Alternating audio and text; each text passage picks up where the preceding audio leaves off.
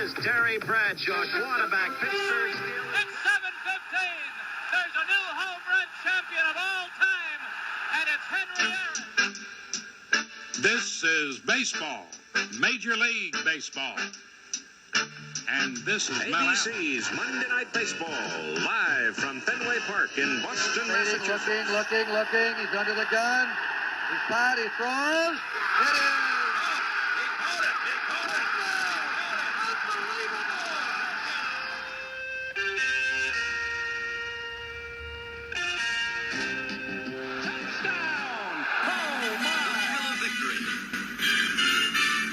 The agony of defeat. Frazier! Down goes Frazier! Down goes Frazier!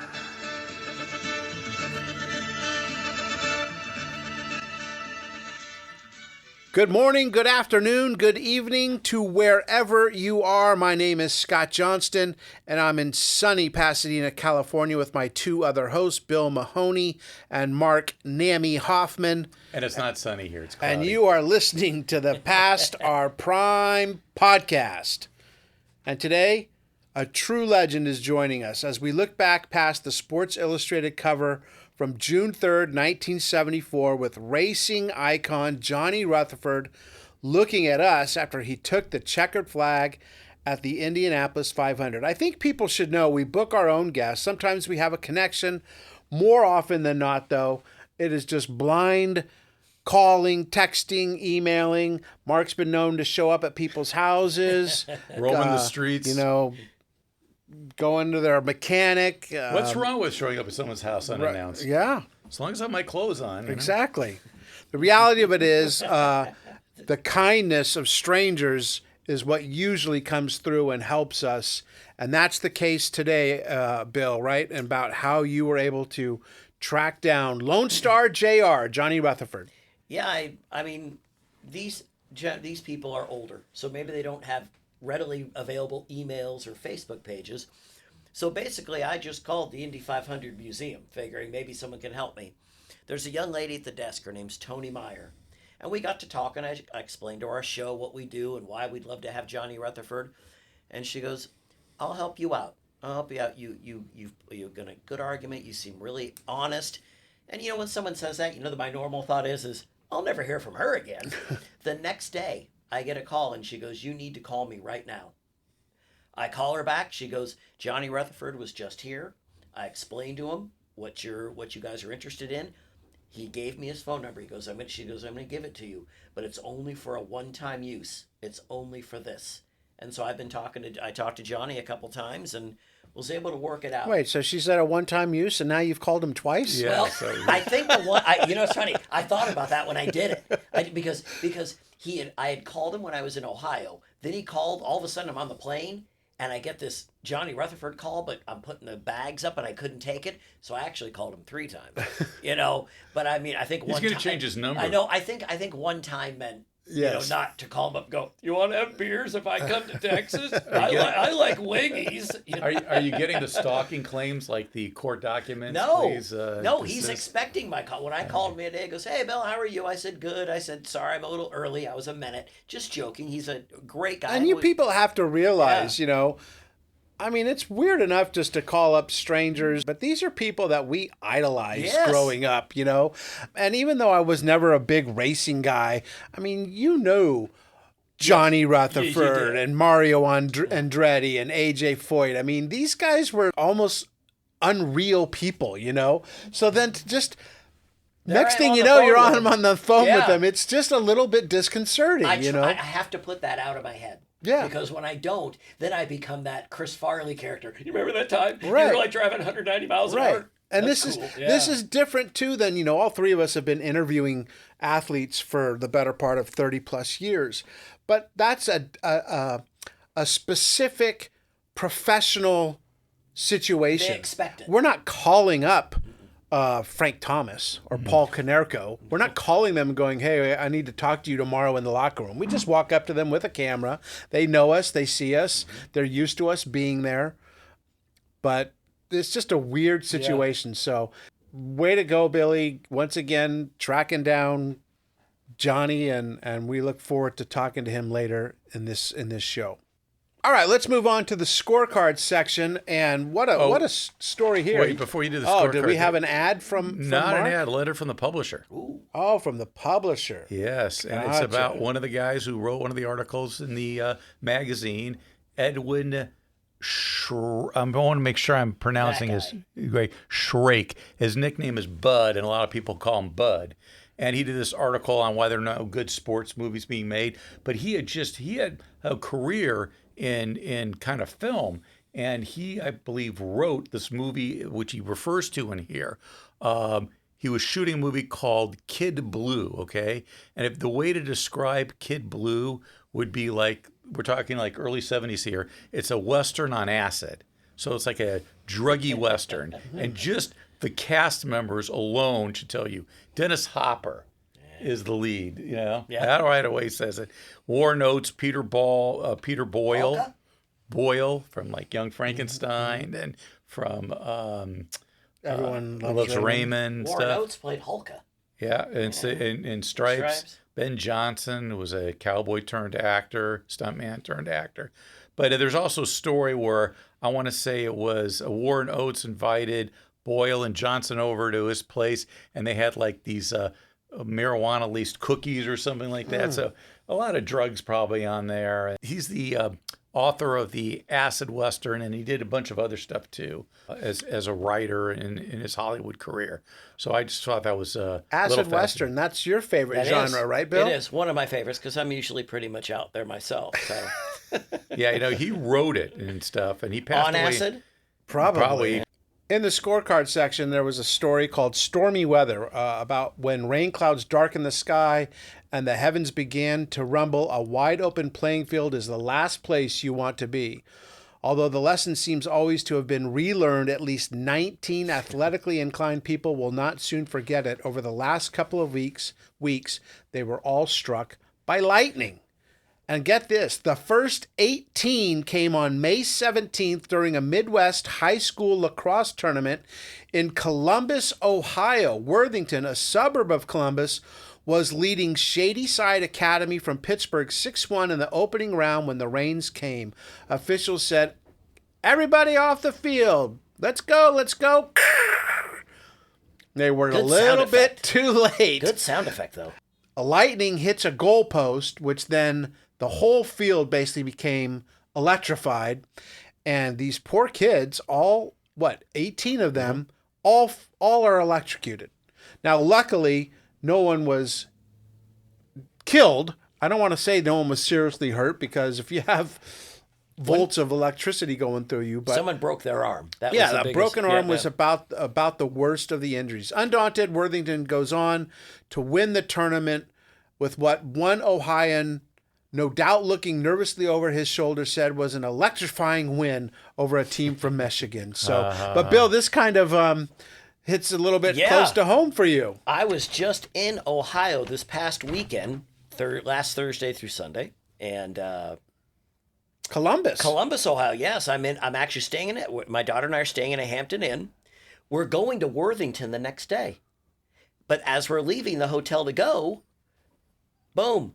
All the kids that are playing lacrosse are in our hotel. There's like 50 of them. Mm-hmm. And then I read this article and I thought, so I'm actually staying at a hotel where lacrosse kids are staying, going to Worthington, where a bunch of kids got struck by lightning. Wow, that is kind of amazing, though, right? Yes. I mean, I know you have roots in Columbus, so that's not that weird that you're there. Yes. But Worthington, I don't know how often you go there. There's a big bridge that says Worthington, and we're going there. Lacrosse, right? Yes. I mean, wow. Interesting. And they play in the rain because it rained on one of the days we were there.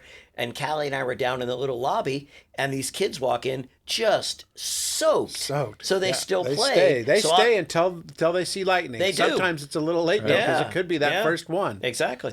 Less or more lucky, depending on how you look at it, was Greg Lair, a 14-year-old third baseman from Irving, Texas. He was scuffling some dirt in front of the base when lightning hit him. The bolt shredded his cap, entered his body through his forehead, and left through his right heel.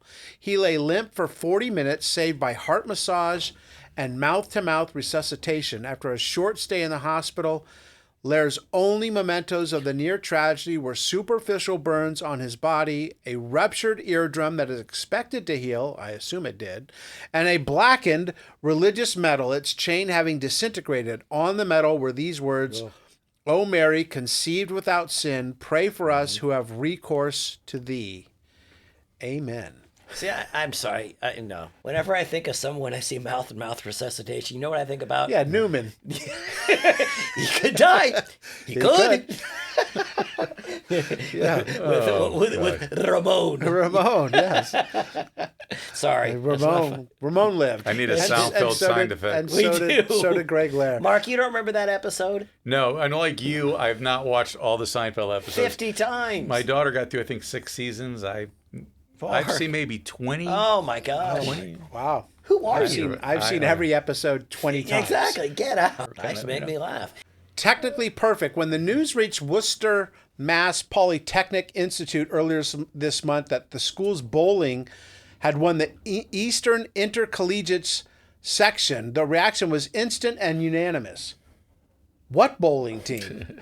Turns out that 6 undergraduates, 2 seniors, a junior, and 3 sophomores have been kegling away industriously on the college's lanes and pretty good at the sport. Good enough students and grad athletes that they deserved a trip to the Nationals in Gainesville, Florida, and they won. Kegling is a smaller form of bowling.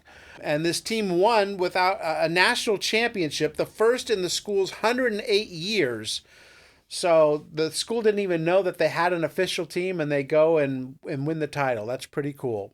Yeah. So actor Cameron Mitchell, who was in the Western series that you guys probably don't know about, that I know about, The High Chaparral, and he did a lot of movies. He was a steady working actor. Anyway, he liked to bet horses. But the way he would bet it is not on performance charts. It was on their beauty, how they looked. And it actually worked. It did. So, he got a perfecta, $10 perfecta that earned him over $1,100. You know, he took a flyer on some horses just by the way they looked. And I thought about it as a kid, my favorite teams would be based on the uniforms they wore. Right. So they'd have to have cool looking uniforms. So why not? Right. I was just going to say wrong party, right numbers. One of the attorney, George Beavan, was trying to help his player get a scholarship. So he called the head coach of the Houston Texans and said, "This is George Beavan. Please call me about a football contract." The assistant coach of the Texans returned the call and said, "Mr. Beavan, we've checked your football record. We're prepared to offer you a $5,000 bonus to sign a contract, $52,000 salary if you make the team, and $10,000 if you make the all-league team." He was the attorney, so they knew they weren't even going after the kid. They were going to give it to the coach. He said, no. He was flattered, and he said it was higher than any offer he had received from the NFL in '69. Oh, so he did have a football He background. did. He had a big football background. I was thinking he was a lawyer and was pretty cutthroat. No, he was. You need those I dangerous screwed that people on the story field. completely up. No, he was a former NFL player that was turned into an attorney that was trying to help a kid get a contract, but the team wanted him, not the guy. That's funny. Yeah, that's funny. I feel bad. You know the lawyer joke. What do you call 10,000 lawyers at the bottom of the sea? A good start. Yes. We're getting suit letters. They said it. Dick Siebert, coach of Minnesota's Big Ten baseball champions. The trouble with bed checks is you usually disturb your best players. I read that was good. Yeah. So, all right. Our cover story is the old Brickyard, the Indy 500. Just great racing from start to finish with some of the biggest names ever. And I say this all the time. The Indy 500, I couldn't tell you who won it last year. I couldn't tell you who is in it this year. It's just not a part of the fabric of our sports world the way it was back then. Because these names, A.J. Foyt had the pole position, Gordon Johncock and Mario Andretti in row 2, Bobby Unser in the 3rd row, in the 9th row, his brother Al Unser, and right next to Al, Johnny Rutherford, the winner, starting in the 25th spot, not since 1936 when Louis Meyer started in the 28th spot had someone won starting that far back. So those names were, they were right up there with the Reggie Jacksons and the Dr. J's. And I'm not saying even then that I followed them that way, but you knew about them. I don't know if it was ABC's Wide World of Sports or what did it that made them stand out, but those names were certainly, I mean, if I said Andretti, you guys knew who I was talking about.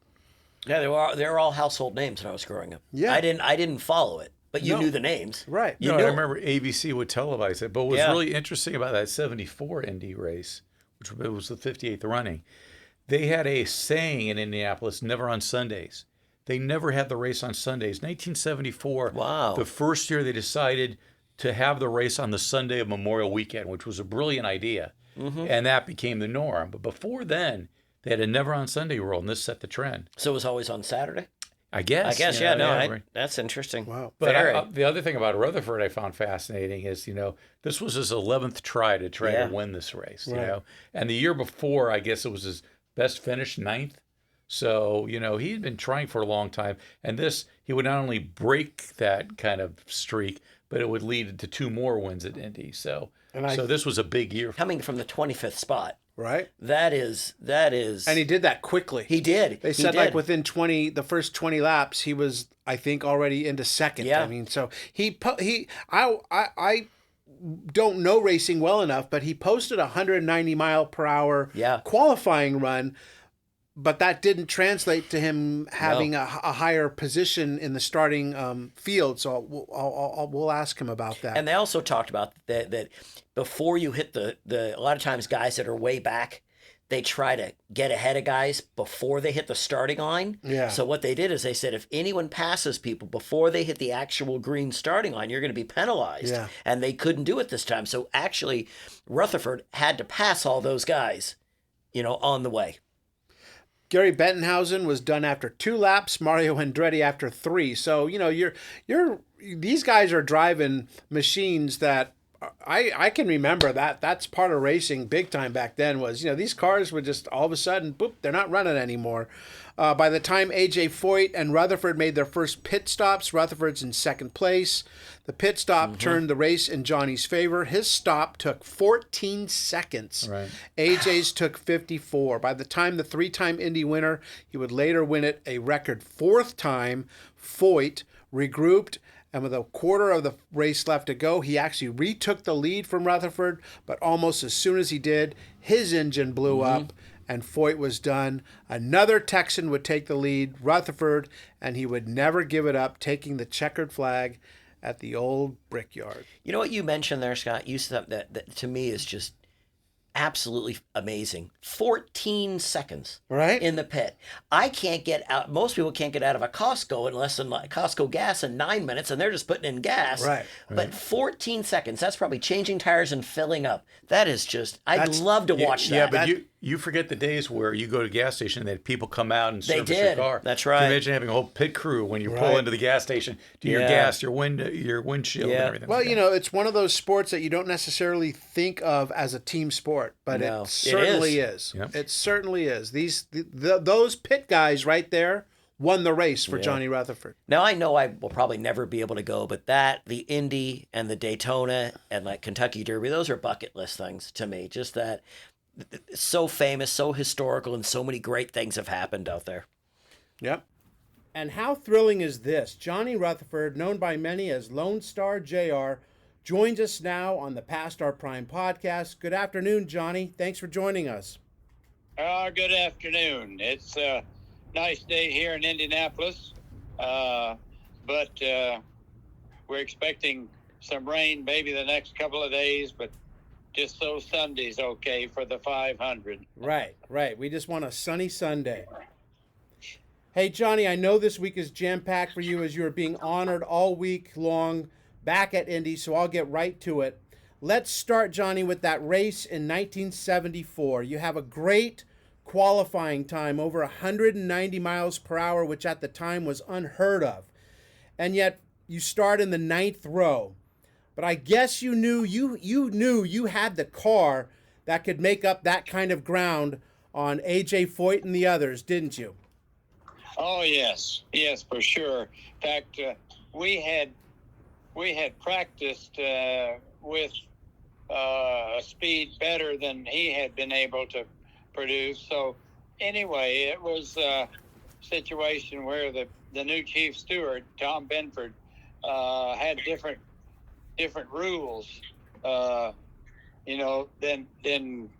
our original chief steward had. Anyway, so we were relegated to the pole in the 9th row, which was 25th.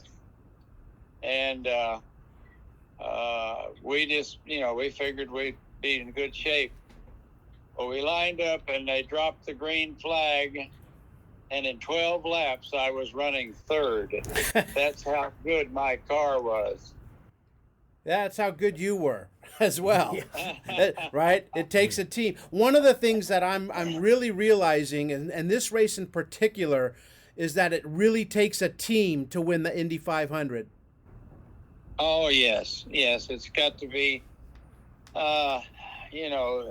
everybody. And it's amazing to see the number of people in a crew here today.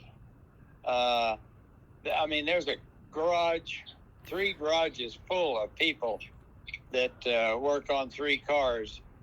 And we had 6 people in our crew, and that was it, And what made it? What made this win? I know there had been, I think this was your 11th time trying to get that victory. How did it feel crossing the finish line knowing that you had won your first Indianapolis 500? Oh, it was obviously a great feeling, It was, something you dreamed about, since I first decided at 8 years old I wanted to be a race car driver. And anyway, it was just a great feeling, finally achieving that, and of course the old saying about drivers wondering, hearing noises as you make those last 2 or 3 laps, that you think maybe the car is going to give up and not finish for you, but it's true. There is times when the car makes a noise and you wonder, what's that? But then it's just something else. That's how I am with my car, Johnny, and I'm only going 35 miles an hour. Hey, there was a key part in that race. It was a pit stop, and I believe it only took 14 seconds for you to get in and out of the pit stop compared to A.J. Foyt. He took 54 seconds. Is that true? Well, I don't recall that, but I'll take it. Yeah, we had an extremely good crew. Our guys were very good. The 6 that we had were really good. We each had a job. Everybody doing what they needed to do and get her done right. And when everyone does it right, this is what happened, a championship. So that's wonderful. You dedicated the win in 1974, Johnny, to your father, who was quite ill at the time. This was, I believe, the first race he missed of yours. How much of an impact did your father have on you back then and growing up? Well, my dad was in the military for most of my youth, and he was in the Air Force, and then he was chief of maintenance for the Oklahoma Air National Guard, which was a fighter squadron and had P-51 Mustangs. And it was just, I was around airplanes and boats and race cars and things most of my life. And it was just another thing, something to do. You know, Johnny, I watched some of your interviews with Kyle Petty, and I've read a lot about you recently. You were a sprint car winner. You won on NASCAR. You obviously won at Indy. What is it like? To me, it seems I can't even picture it. What's it like that first time in '63 when you're driving onto the track, getting ready for your first Indy 500? What is that feeling like? Oh, it is something, because having, read about it or heard about it so many times, so much, to finally get there. You hear people say, yes, if when you drive into the speedway through that tunnel, it puts chills. You get chills down your back. Well, that is true. It just, so this is it. That's what what I dreamed about for a long time, and to go through the first time and feel it, it's fantastic. What does it mean to you that in 2024, 50 years after your first Indy win, that they're going to honor you, that they are celebrating your achievements? It's nice. I'm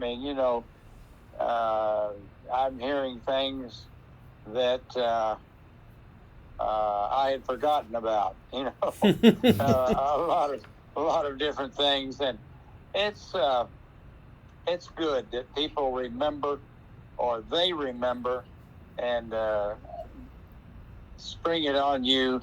Then you remember. So yes, it's been really good, and discovered again that my name is too long. Johnny Rutherford. So anyway, autograph-wise, and it's good that the fans remember and are here. Hey, Johnny, is there a story that someone's told you that you thought, I didn't do that, or wow, I did do that? Has there been something fun story they've told you? Yeah, there's been a few of those, but I have a good memory, and so I remember nearly every instance of that 74 having to start so far back, and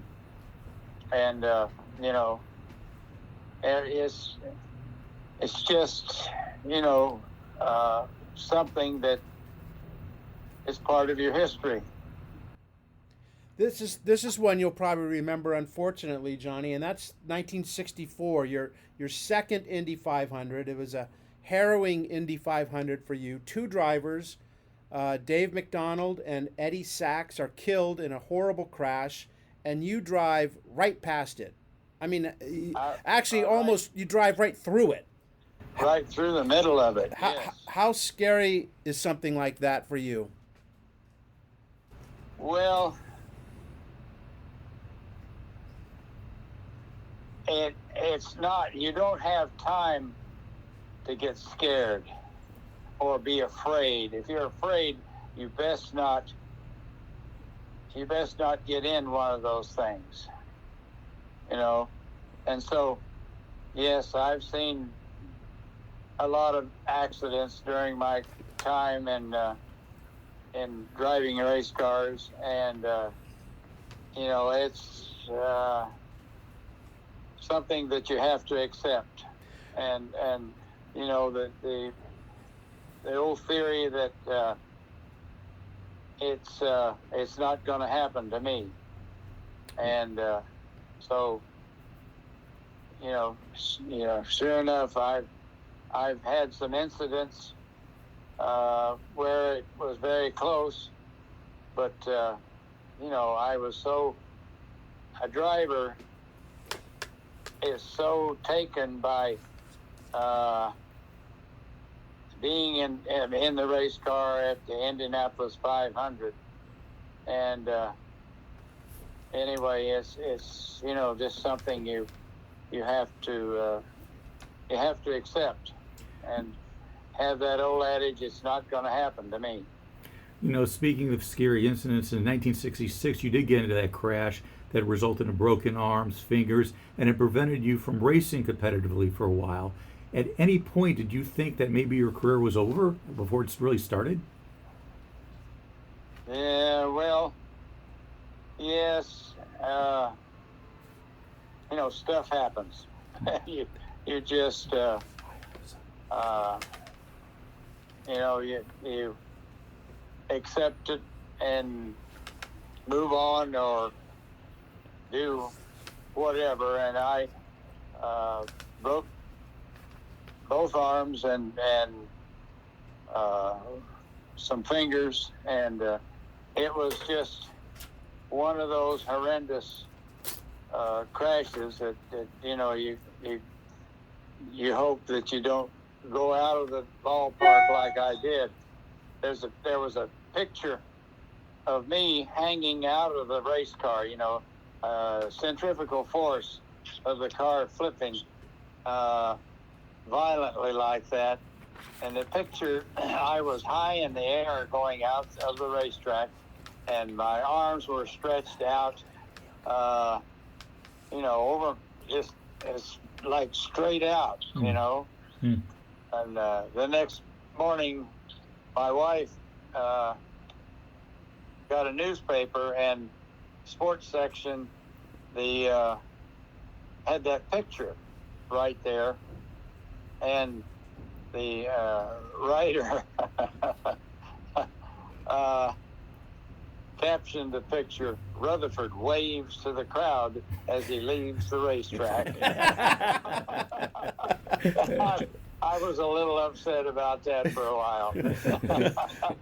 I can imagine. When you go through like that, something like that, Johnny, how do you find the mental toughness to get back behind the wheel? It's something that you love. You know, you enjoy doing so much that you know, they couldn't keep me out. You know, people say, "Well, I guess that's it. You're probably going to retire, aren't you?" I said, "Oh, hell no! I can't wait to get back in a race car." You know, that's just the way it is, the way we were. You know, and sure, we had you know, problems, but it all worked out. And like I say, I couldn't wait to get back in the race car.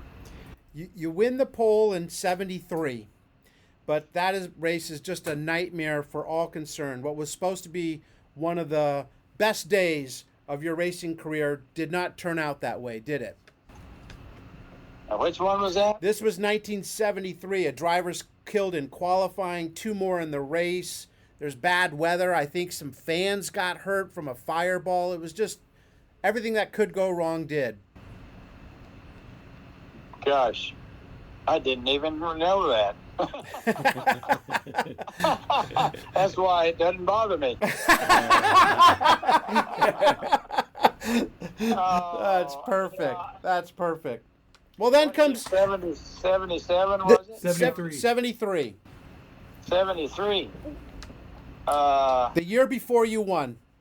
Yeah, that was my first year with McLaren. And Correct. Set a new track record, 198 miles an hour, and started on the pole, but had a breakage in the exhaust system of the Offenhauser. And anyway, we, you know, still finished 9th, but the next year's when we came back and had the car, it was exceptionally good, you know.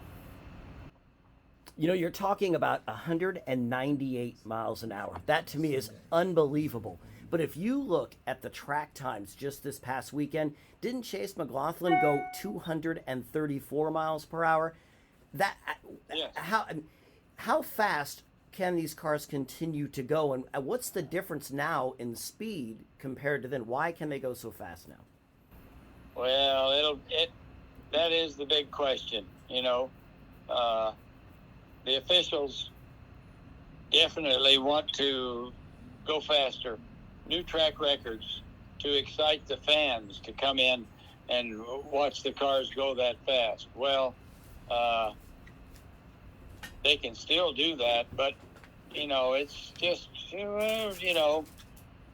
there comes a time and a point to where it's you can't go any faster, or you can't do any more than you do.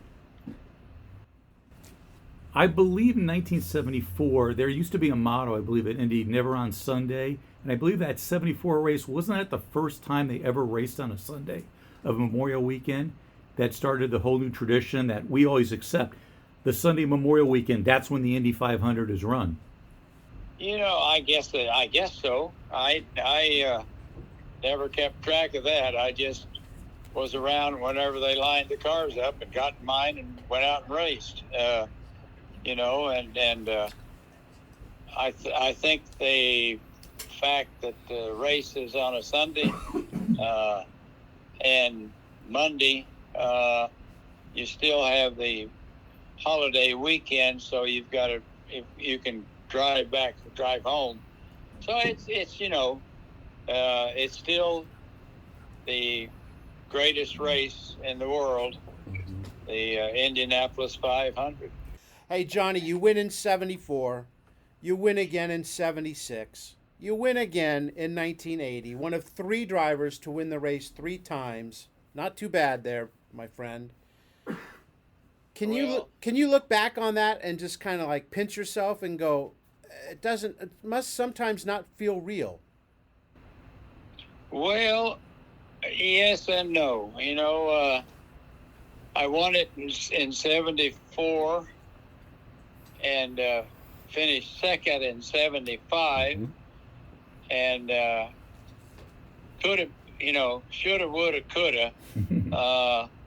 If I had stayed on the track after my crew chief called me in for our fuel, to get fuel, we always had a plan. So when he called me in, but it rained within minutes of my pit stop, and Bobby Unser had gone into the lead, and he won.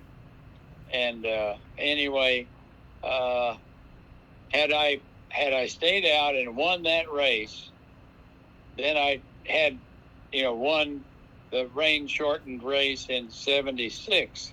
I would have had the first 3 in a row, and if it had carried on the way it was in 80, I won, and that would have been a 4-timer. It's always but I didn't make it. And it's always the ones that get away that bother you the most, isn't it? Yeah. Now, Shoulda, woulda, coulda. Now, Johnny, let me ask you. In 1980, you did something that I've looked back on. I watched it just the other day again. How'd the situation with Tim Richmond come up when you gave him a ride on your car? How did that come about, and tell us about that? Well, it was 80, and I had led a lot of the laps and won the race, and we always ran an extra lap after the checkered to make sure the timing and scoring was right on. And so coming around, he was stopped. His car either broke or ran out of fuel or whatever, and he was sitting on the apron in turn 4, and I drove up, and I just put the brakes on, nearly skidded the tires to stop, and he came running over, and he said, "Did you win?" And I said, "Yes, I did." And he shook my hand. I said, "You want to ride to the pits?" He said, "Where do you want me to get?" And I said, "Sit on the side pod and hold the roll bar." So he got on, and I took him down, and he got off and shook my hand again, and I went up in victory lane, and that was it. But I've always regretted that he went to NASCAR and ran and did a great job there, but he went to NASCAR and didn't stay in Indy cars because he had talent, and could have been a winner in IndyCar racing. And I've always regretted that he didn't do that, because if he had stayed here and won the race driving Indy cars, I could tell people I showed him the way to victory lane. But you know, that's happening this year too. Kyle Larson's coming over, a champion at NASCAR, coming over to Indy. What can he expect riding in that race? And what kind of, I'm not saying advice, what could you tell him about racing Indy compared to NASCAR? Oh, I don't think there's any, unless he had questions, or wanted, needed to know something special. He's a smart guy, smart young driver. And you can't go to school and take tests on what it's like, or what do you do out there. It's a situation where you learn. Every lap you run, you learn something. If I went out and took one of the new cars and drove it around, I'd learn something again. So it's just that sort of situation. And he is, Kyle Larson is extremely talented with all of the things that you need to really successfully drive race cars. I imagine your advice would be watch out for the wall and turn left. Yes, don't hit the wall. These cars going that fast, 230 plus miles an hour. That's more than the length of a football field a second. More in a second. So there are a lot of things that you learn about going fast at the Indianapolis Motor Speedway, and it's just something that you tuck away in your memory bank and never forget it. For someone that has never got into an Indy car, can you describe what is it like to squeeze your body into that tight space and then be able to stay in a car as long as you do and race as long as you do? I mean, what is the key to a successful IndyCar driver? I think probably, the car, you think of that tight, as tight as it is and everything. Well, it's not that bad.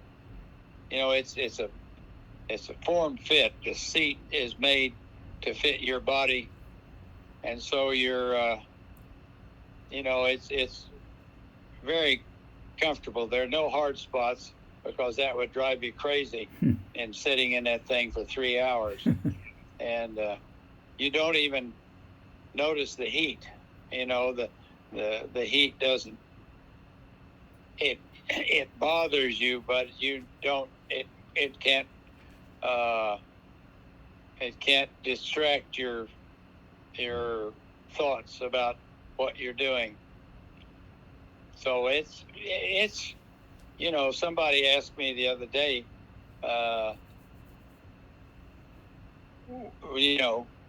what do you like to go fast? And I said, yes, it's better than half fast. Johnny, how much do you miss it? Oh, I've missed it a lot, being involved and everything.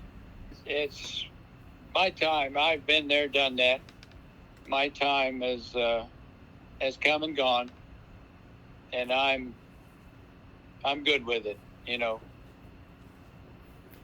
So, Johnny, we do a little segment here called 50-50. It's a little trivia segment. I give you a 50% chance of getting a trivia question right from 50 years ago, but I'm going to cheat a little here. This question's from 30 years ago, okay? So in 1994, you made an appearance on the Tim Allen sitcom, Home Improvement. You and I believe it was Michael Andretti made little cameos in that. Yep. So, true or false, Tim Allen once drove the 24 Hours of Daytona. Well, he could have. He could have, but you don't just drive 24 hours. You know, you drive, 5 hours or to the first, till you need a pit stop. And the most I've ever driven, and we finished second there in 77 or 8, I think. And but I've driven 10-hour stretches, and it's not easy because you're going 200 miles an hour down the backstretch at 3 in the morning. Oh God! In the rain, and you wonder, what in the world am I doing? That's probably what Tim Allen was thinking. Yeah. So is your guess then true for Tim Allen? He did do this? Yeah, I think he might have. He was capable. Well, guess what, He was Johnny? capable. Guess what? You have won the trivia question. Yes. He did. He did it in 1997. Wow. And he actually finished the race. I think they finished in 58th. They had 2 cars. And they finished like in 58th and 60th. Wow. But he did do the race. So you win the trivia question, which is just a little less than taking home the checkered flag. Yeah. But it's a close second. It's a close second. Hey Johnny, I know that you have a really busy week ahead of you. I'm certain that Indy holds a special place in your heart. Some of your highest of highs and lowest of lows, your greatest wins and greatest disappointments, I'm sure, as well, as you said, in 1975. Basically, the circle of life on the circular track. So thank you for spending a little time with us and just soak up every moment of this well-deserved honor. Thank you so much, my friend. Well, thank you guys. It's been very enjoyable, and you guys know a lot more about this than I do. I doubt that. Yeah. Yes. All right. Thank you so much. Hey, Johnny, thank you for putting up with me, man. Thank you for taking my calls, and thank you for doing this. right. And please thank Tony as well. You bet. Thank you. Thanks, Thank my you. friend. Bye-bye. Bye-bye. Well, for a guy who says he doesn't remember much, he sure remembered quite a bit. Yes. Another one of those, you just never know when these guys get on the line, if they're going to be short and to the point, or if they're going to want to take that stroll with you down memory lane. And so far, we've had really good luck. Once again, I just love reading. Johnny, you won in 74, 76, and 80. And what does he talk about? The loss in 75. That's what I was going to say that. That's the competitor. But I was going to say, how many athletes have we met? They never forget anything. No. They can tell you, yeah, he threw me a two-strike fastball that I knew. And you're like, that was 60 years ago. Bob Ryan did the same thing, remember? Right. These guys don't forget anything. No, right? They were legendary. Like for Tony Gwynn, we'd be like, oh, yeah, that was a 2-2 count. 4th inning, and I fouled off a slider, and I knew from a time I had hit him before. It's like, people. I'm just looking at him like, what? It's kind of like a weirdo saying, UCLA and Tennessee played in 1974, and I think it ended in a tie. And I knew a guy do that? I knew a guy years ago that could tell you things about Tigers baseball, like in 1971, how a guy bounced out to second. That guy's a That psychotic. person needs some psychotherapy, man. That's all I can say. I do want to say, and for me, because we all grew up in this era, and I'm not going to lie, because you have people out there that listen, like, oh, these guys, this is, that's what they do. We just talked to the 3-time Indy 500 winner. There's only like 3 other guys above him that have won 4. I think it's 4 guys. But I'm saying that to me is just, I'm blown away.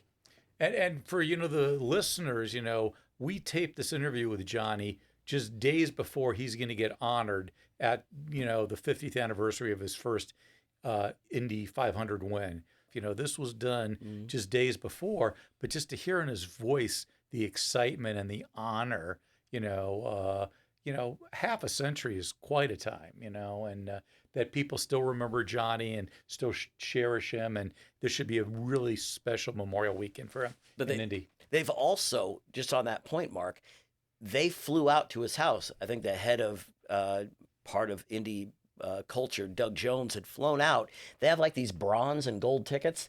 They went out there and gave Johnny the first #1 ticket, and it's got his face on there. So everyone knows how important this is. And I think when I first told him, I said, that's awesome. He sort of downplayed, like, oh, yeah, that's what they do. I kept thinking, no, that's not what they do. They did it for you for such an amazing performance in '74. Well, I'm not going to pretend that I know very much, if at all, about racing of any kind. A lot of this stuff has to do with researching and looking back on races and crashes and all that stuff. That being said, Foyt, Andretti, Unser, Petty, Mears, Rutherford. There are names. They are the ghosts of Indy's past when that sport was, and especially the Sunday of Memorial Day weekend, where it took center stage. And for a time, there was no one better at it than Johnny Rutherford. So you're right. When Bill, he comes up on our phone and it's Johnny Rutherford. I know. I'm saying you and I didn't grow up with much. So so the thought that there's the Indy 500 3-time winner calling us, it's like, that's just it's mind blowing sometimes. But I am excited about this weekend's or Memorial Day's Indy 500 now. Yeah. He's made me even more excited. I watched the qualifying the other day, and that was exciting too. So, I'm excited for it. People say when they get into a car with me, they fear for their lives because I drive kind of fast. So I think in honor of Johnny, I'm going to get myself an Indy car. Yes. I'm going to get into that. But I need it to be, like he said, they're tailor-made for the body. So you fit in perfectly and it's really comfortable and you don't mind the heat. You're very live. You can get in one now. Come on. Oh, yeah. It takes a skill that we'll never understand, and it also takes an ability to put fear completely out of your mind. Right. Just think, if you get into a car and you drive 90 miles an hour, you feel how fast you're going. You're going, wow, I better be careful. I could lose control of the car. Now, multiply it by more than 2, 2.5, that's just insane. The thing is with TV, those things don't look like they're going that fast because they're all going that fast. Right. What would be interesting is to see a car going 198 next to a car going 120, and the 120 would look like it's not moving, and if you're on a freeway and someone comes blazing past you, you're like, how fast is that guy going? What an idiot. But I just can't fathom the ability to go through those horrendous crashes, survive despite breaking all sorts of bones, and your first reaction is, when can I get back in the seat? That's right. Yeah. It takes a special kind of mental and toughness. physical, But he also said when he was talking about the new guys going 230 plus miles per hour, that's a football field a second. Yeah. A second. But I also want to make sure we say a shout out to Tony Meyer, who helped us get Johnny Rutherford and did a lot of legwork for us. Yeah, So, once again, you never know how these things are going to go, and you got lucky who answered the phone, Billy. That's true. And that's all it is. There's no skill in it. No. You call, like you or Mark, you call a number or you email someone, and sometimes they get back to you, and other times you hear nothing and you go another route. It's all luck. Well, being nice helps. It does. Thank you, Johnny. It was Great. truly a Great. wonderful day for us. I hope Yes. hope it's a good one for you. Let's move on. Putting some cuffs on the fists. The Broad Street Bullies just won the Stanley Cup, and the NHL is hoping to put an end to that style of rough and tough play. In other words, no more fisticuffs.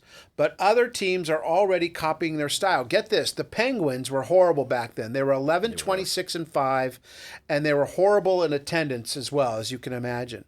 So they traded for a couple of bruisers, Steve Durbano and Battleship Kelly. That's a great name. With a name like That's a Battleship, great you know name. it You're is. going to war. You know you're going to war. You're getting your ass kicked when Battleship comes out. When he gets taken out of a game, do you cry, you sunk Son my of a battleship? That's when They he loses. finished the year 17-15-4, and not only that, their attendance went up as well.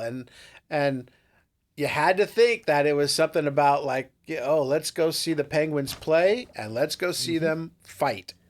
Minnesota President Oh, go ahead. I'm sorry. Walter Bush says he could sure use someone to go a few rounds on behalf of his timid North Stars We missed the playoffs and we didn't have a single fight all year, Bush says. Oh, yes, we had one.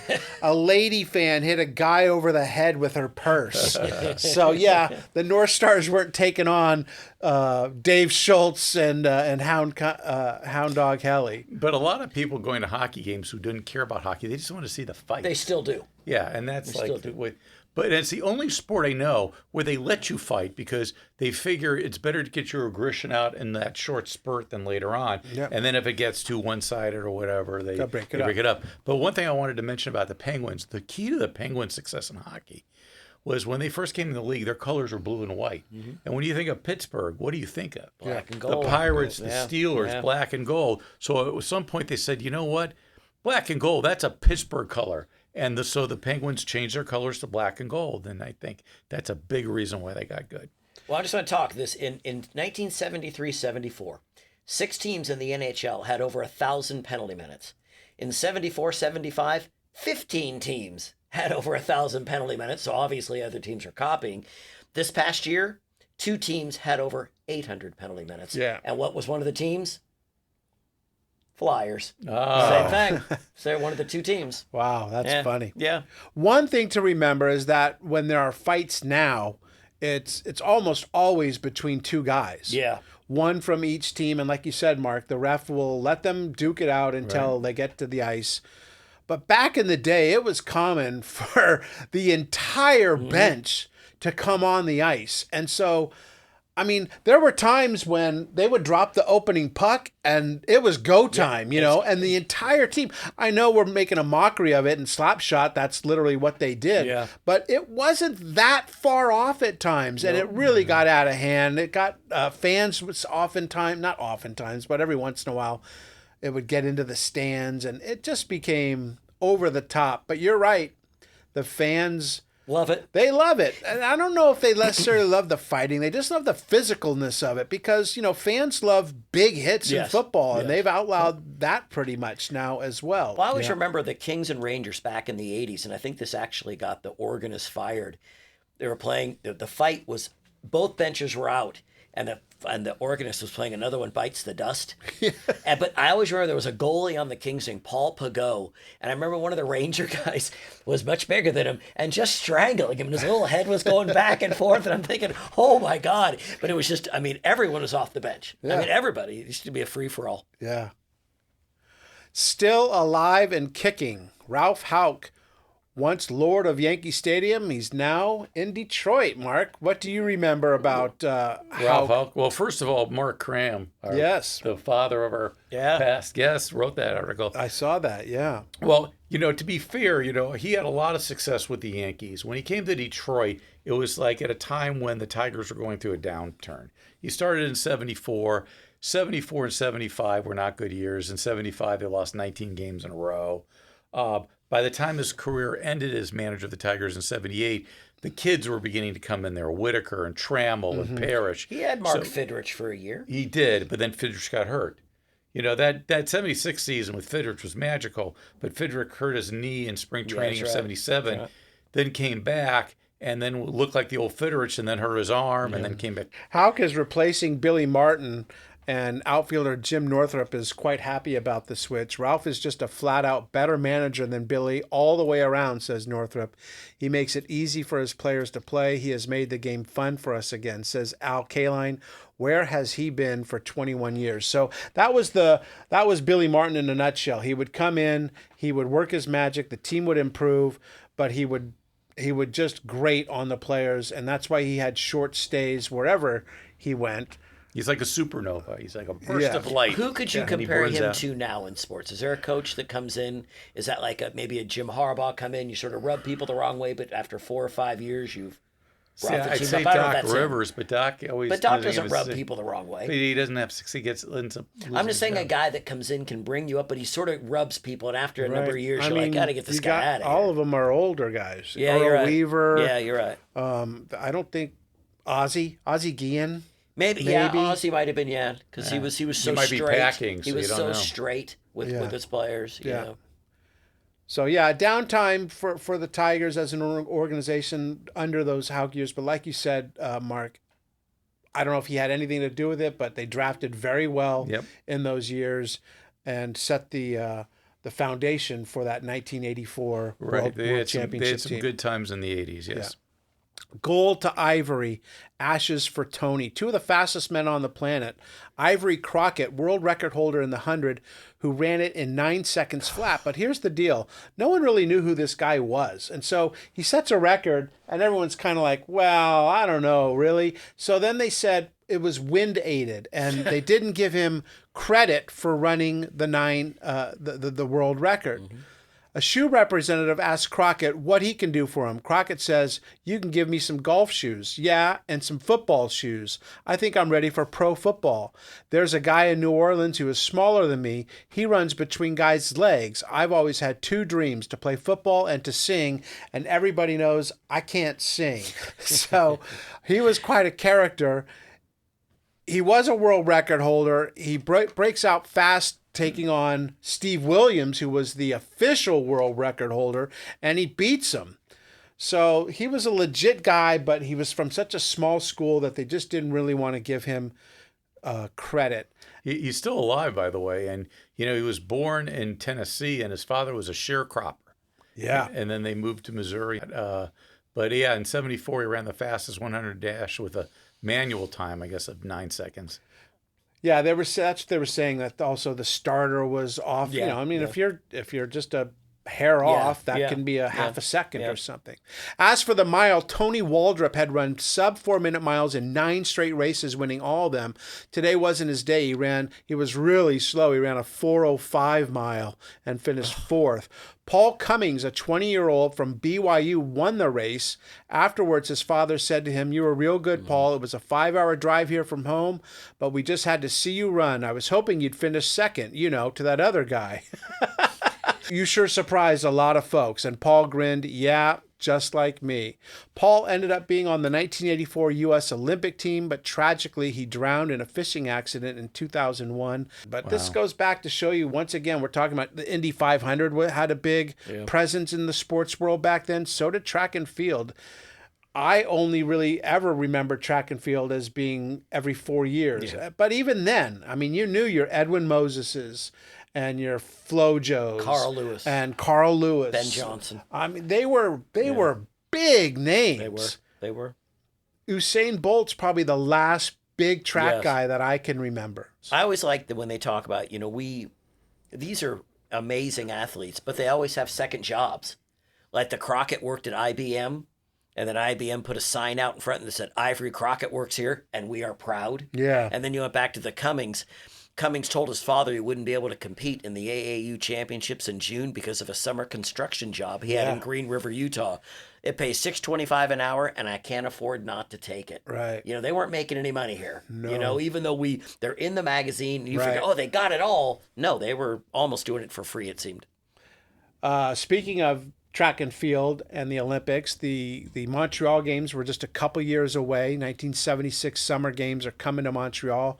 Probably the first Olympics that I remember. You guys probably, Mark, you definitely remember like 72. Mark was in Munich, Jesse and then the whole, he was there with stuff Owens. for the hostages, And then, of course, the basketball controversy in 72 as well. That was... it was just so anyway, it's the first Summer Games since the Munich Games, which were obviously overshadowed completely by the 11 Israeli athletes who were murdered by terrorists. 4 years later, the focus is where it should be, on the Games. Montreal Mayor Jean Drapeau promised that the city wouldn't be on the hook for the costs, but he was crooked, and the costs ran over by 720%. Billions of dollars. 50 years later, they're still paying for it. And, you ask why. It's because, a lot of these places have to build these arenas for short track racing, or the city has to be ready to hold these events, and most are not. Montreal Star columnist John Robinson wrote, "They won't tell anyone anything. Water is the price of fine wine, but the Olympics cost nothing at all. These guys operate like the politicians of Paris.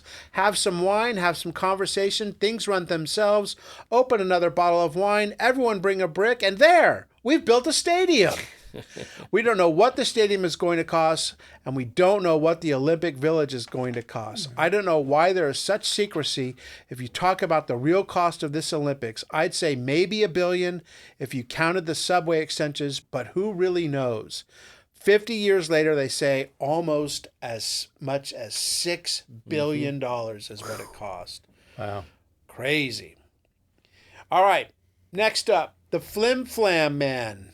And this is what you were talking about earlier, Mark. And basically the gist of this is about sports movies in the 70s. Right. And that there weren't any. There weren't any good ones. Well, you had mentioned Downhill Racer he thought was good, but it didn't get any box office. What's interesting is they're talking about that they're going to produce a movie, North Dallas 40. Right. And this is in 1974. And it's so interesting. The producer, we're writing the script, based on the Pete Jett book. But the movie didn't come out till 1979. So it just shows you the process in Hollywood. We're talking about 5 years from saying, hey, let's get this movie made. Right. But probably also the fact that they're like, is it? Right, They didn't know, right? Because sports movies back then were not box office hits. Right, and they were mentioning Bang the Drum Slowly. But they also mentioned this Tony Perkins syndrome, which I found interesting. So Tony Perkins, everyone knows the actor from Psycho. But he played Jimmy Pearsall in a movie called Fear Strikes Out about the Boston Red Sox baseball player who dealt with mental illness. And Tony Perkins was about as unathletic as you could get. So audience weren't convinced that he was a baseball player, which, he says... And I think that started to change, where audiences started that if you're going to play an athlete, we want you to someone has to look somewhat athletic. Yeah. But it's funny. He says there's no good movies, and then Rocky will come out, made in '76, will come out 2 years, after this article is written, 2.5 years. And even in this year, I think The Longest Yard comes out in '74. That's a good movie. Yeah, 73, 74. That's a good movie. So that was and star appeal. And Burt Reynolds looked like he might have played football because Burt Reynolds did play football. I think that was really a key movie because, once again, if you're a sports person, not a producer like us, I'm just talking a fan, you have to watch a guy and go, oh, that guy's never going to play football. Well, did you read about what Chuck Connors said? He said he was a former big league player. Yeah. He recalled watching the Pride of the Yankees and said it was ruined for him when he saw that Gary Cooper didn't know how to wear a uniform. You can tell when a guy is faking it, he said. Right. Yeah. So in the 70s, it starts to change a little bit. You mentioned Rocky. I think 76 was Bad News Bears as well. Movie. Yeah. That's a great one. 77 is the one we were just kind of mentioning, Slapshot. Another great movie. And then in 79, 3 really good ones. Fast Break. Right. Breaking Away. I love. And Rocky 2. I've never seen Breaking Away. That's a great movie. I've heard Little Indy that. 500. Yeah. I've heard that. Really, really. Daniel Stern's first movie. Is it really? And Dennis Quaid. Wow. Dennis Quaid's in it. And Jackie Earle Haley and Christopher, I forget Paul Dooley. He was the lead. Yeah. Christopher, who still acts. Yeah. It was, but yeah, that was, and it was shot in Bloomington, Indiana too. Right. It was a great film. And Paul Dooley, I want to say he got nominated for. I think he did for an Oscar in that one. But movies in the 80s, you'll get Bull Durham, Major League, The Natural. Yeah. Now it's a moneymaker. Right. But back then they were wondering. It seems crazy to me that was an issue, because sports were always part of our culture, but. Yeah. But no, I mean, I loved The Longest Yard, the one with Burt Reynolds. I remember my parents showing me that. I loved it. I mean, Yeah, it's a good movie. Yeah. On the side of the Angels, refusing to accept a chilling verdict on his career, California's Bobby Valentine is running on a grotesquely injured leg and batting .300. He hurt his home run trying to hurt his leg trying to catch a home run ball hit by Oakland's Dick Green. His leg got caught in a tarp or something like that, and then it said he got into the tarp and then it closed in on him, and anyway, peeled his leg off. Yeah, his leg was just mangled. But it said that that it was a tarp serving as an outfield fence. Because the Angels were too cheap. I was going to say, things where haven't was that changed. place? To have a fence. Oh my God! That ended his season in May of '73. Some thought it might end his career, but it was the recovery that almost did him in. He had 2 casts on the leg. After 4.5 months, the full cast was taken off and replaced by a smaller one for another month. So after 6 months of cast, they discovered that he has atrophy. It had taken 5 3/4 inches from his thigh and 3 inches from his calf. So a lot of work to be done. As it turns out, he never really fully recovered. He didn't have much of a major league career. He didn't stay healthy. I don't know if he ever would have been a really good player. He didn't have much power, and he was quick, but not necessarily fast. But we all remember him as a manager. Yeah. He went on to have a very successful managerial Almost career. won 1,200 games as a manager. Right. 8 seasons with the Rangers. He had a pitching coach there by the name of Tom House. My favorite Bobby Valentine story, this is my favorite one, is when he was managing the Mets. I think he got it kicked out of the game, okay? And he went back and got a disguise, like the fake glasses and the mustache, and then came back and sat on the bench. Yeah, there's great video of him doing that. Yes, oh my God. I remember Valentine, 2 things. One, after 9/11, he was very vocal and supportive of helping the firemen and their families. And, he had been in New York for a while. And then he was in Boston in 2012 and just had a disastrous season with the Red Sox. And that was it. That was the end of his managerial Did you ever deal career. with him? Yeah, I did a couple Good times. guy? Couldn't have been nicer the few times I dealt with him. Yeah. And, there's... you don't really want to be dealing with managers when they're having a disastrous season and they're at the end of their career. Their patience is going to be a little thin, but he was fine. He was fine. I like the fact that the Twins were going to hire a motivational person because they were struggling so bad. And then they lost the next game anyway. Then they ended up finishing the year 82-80. So, but I thought that's interesting that, Matt Foley? I live in a van down by the river.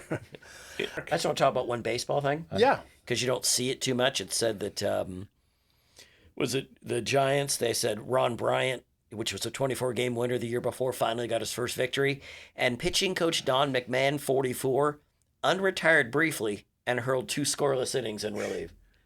I remember Don McMahon. I'm just saying, how many times, can you picture I'm the good pitching? for a couple tonight. Yeah. You're helping the guy, then you're out throwing. I thought you don't see that anymore. So And how about this one there? Sorry. They had one where Pete Rose went in an 0 for 13 slump. Yeah. Up and you see that, and he blamed it on these heckling fans at Dodger Stadium. Yeah. Well, he didn't have too many 0 for 13s. No. Yeah. Gordie Howe and his 2 sons, Marty and Mark, win the WHA championship in a typical fashion. 20-year-old Marty partied into the wee hours of the night with a blonde, and 19-year-old Mark didn't return home until noon the next day. Yeah. But their father, 46-year-old Gordie, he got a good night's sleep. So... Leave it for the young people. Exactly. Mark Howe won the WHA Rookie of the Year. Marty was a valuable defenseman. The Avco Trophy arrived in Houston damaged and in pieces. Such was the world of the WHA. After the series, the question was, would Gordie return for another season? The answer was no for the 46-year-old.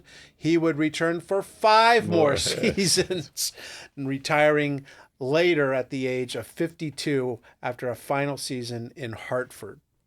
For the record, Lenny Wilkens agrees to retire as a player and signs a 3-year deal to coach the Portland Trailblazers, starting what would be one of the most successful coaching careers in NBA history. Wilkens would retire as the winningest coach all time in the NBA before Don Nelson passed him, and then Greg Popovich, who is now the all-time winningest NBA coach. So that's one of those other ones where I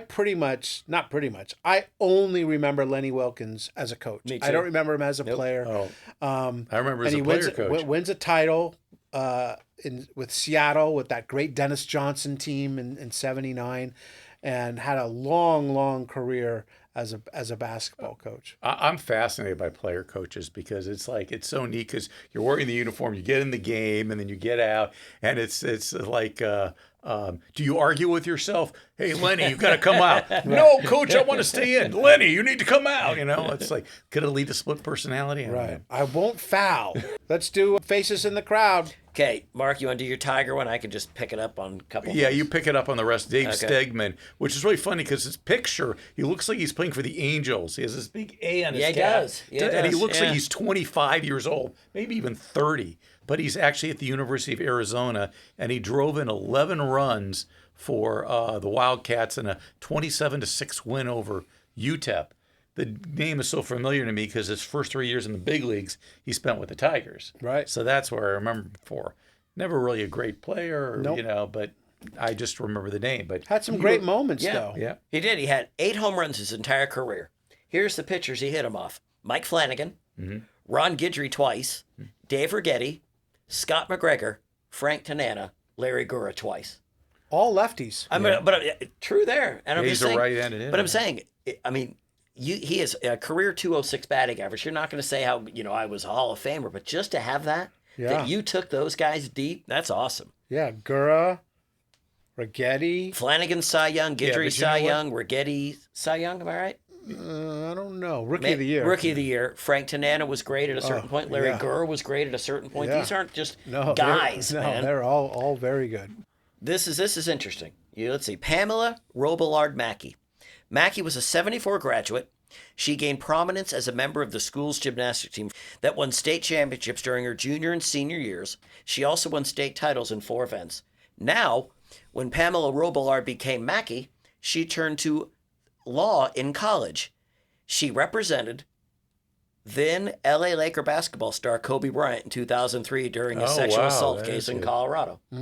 That's some good research there. Yeah, so I'm saying, you look at, sometimes you see these people that they don't go on to be massive athletic successes, so to speak. But in other areas. Yes, it's quite impressive, I thought. Absolutely.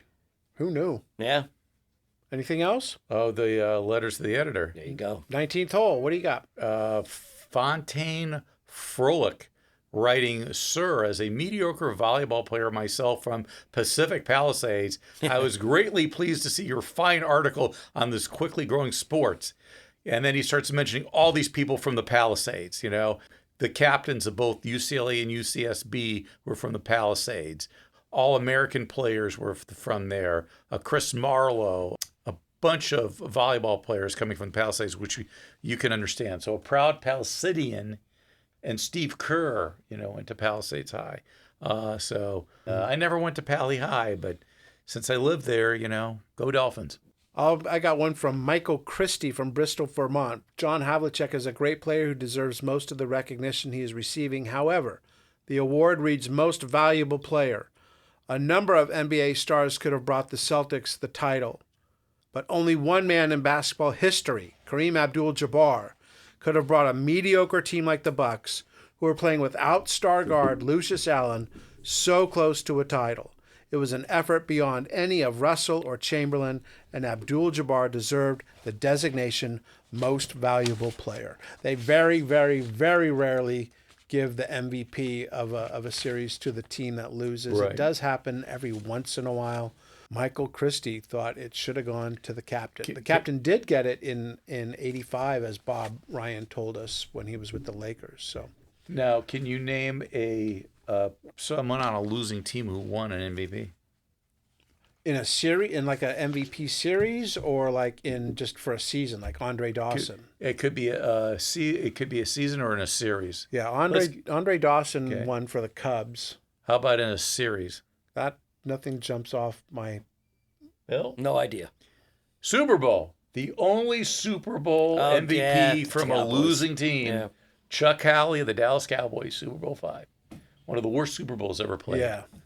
And very depressing 13-3 or something like that. 16-13. Jim O'Brien. Yeah. Cowboys should have won that game, man. Oh, that's a shame. Oh, Too bad. pissed. All right, on that happy note of the Cowboys losing, we will sign off. Thanks to Bill and Mark I'm still and crying. Jeremy. A nice look back at our January 3rd, 1974 issue of Sports Illustrated with Johnny Rutherford on the cover. Lone Star JR, thank you so much. We'll be back next week for another edition of the Past Our Prime podcast. See you later, guys. Bye. See ya.